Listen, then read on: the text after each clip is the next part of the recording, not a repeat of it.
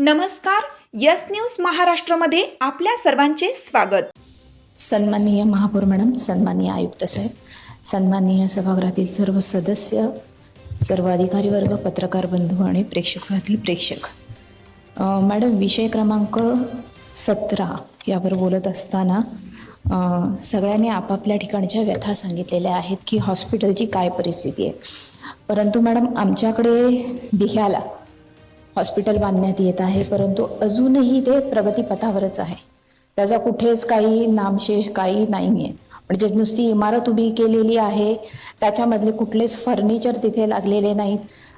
Wire लावलेल्या जातात, light लावल्या जातात, नळ लावले जातात, ते चोरीला जातात. आपले सिक्युरिटी काय करतात? असे किती वर्ष, म्हणजे या कामाला सुरुवात झाली आहे 2021ला. 21 पासून आज 26 उजाडलं. 5 वर्ष हॉस्पिटलचं काम चालू आहे. त्यानंतर त्याच्यामध्ये हॉस्पिटल कंप्लीट झाल्यानंतर त्याच्यामध्ये इक्विपमेंट्स येणार, त्यानंतर भरती होणार. म्हणजे पूर्ण 10 वर्ष यामागे काढणार आहोत का आम्ही? 50 बेडच्या हॉस्पिटलला किती दिवस लागणार आहेत आणि किती त्रास उचलायचा आहे? साधी गोष्ट सांगायची, ऐरोलीला जर एखादी बाई डिलिव्हरीला गेली किंवा साधी ओपीडीला जरी गेली तरी डॉक्टर मिळत नाही.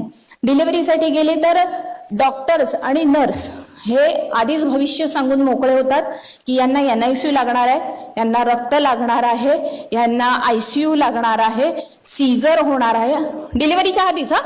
हे सगळं सांगून मोकळे होतात आणि सांगतात जेजेला किंवा सायनला जा किंवा केमला जा. मग आपण हॉस्पिटल कशासाठी ओपन केलंय? प्रत्येक वेळेला आम्ही तिथे जायचं. माझीच व्यथा नाही, दिघा ऐरोली विभागामध्ये असणारा प्रत्येक नगरसेवकाची ही व्यथा आहे की तो व्यक्ती फोन आला की त्यांनी त्या हॉस्पिटलला पोचायचं, तिथे त्यांना डॉक्टरांना पटवून द्यायचं की तुम्ही इथे करा, जे होईल त्याची जबाबदारी आमची. पण मॅडम, ही जबाबदारी घेताना जर खरंच त्या महिलेला किंवा त्या व्यक्तीला काही झालं तर मग आम्हाला दोषी धरलं जाईल का की डॉक्टरांना धरलं जाईल? यासाठी प्रशासन पूर्णपणे हॉस्पिटल का चालू करत नाही आजपर्यंत? ना ऐरोली चालू झालाय आणि दिघा अजून प्रगती पथावर आहे. 5 वर्ष झाली त्याची प्रगतीच पुढे जात नाहीये. तर ही प्रगती कधी होणार आहे आणि हॉस्पिटल खऱ्या अर्थाने दिघा परिसरातल्या नागरिकांसाठी कधी खुलं होणार आहे याचं मला उत्तर देण्यात यावं. धन्यवाद. तुमची साथ आमची. यस न्यूज महाराष्ट्र चॅनलला लाईक करा व सबस्क्राईब करायला विसरू नका.